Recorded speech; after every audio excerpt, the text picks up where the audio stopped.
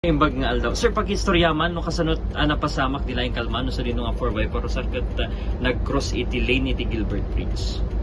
So, medyo adayo ang pet ngayon sir, so nga napakadaat mo, ito nagpreno, hindi lang, nagpuligos mo tadyan. Namnamaam, sir, nga kasi iti aramidan tayo lugan, sir. Nag-cross. Mabalin nga mga itong accident na dati, sir.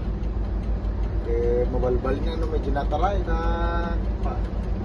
Anat inaramid mo, sir, hindi nag-crossan. Yung preno pata na sir.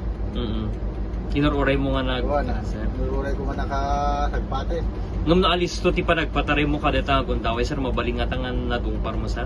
Nagbalik na po no adok matlogan na gito balbalik nga lanta maala. Okay. Sir, dati nga napasama kung inaramid ti mesa nga driver, rumbeng nga tanga kaswit araramidan, tila dumabay, sir. Mabalbalik na po git madilitog tuladen.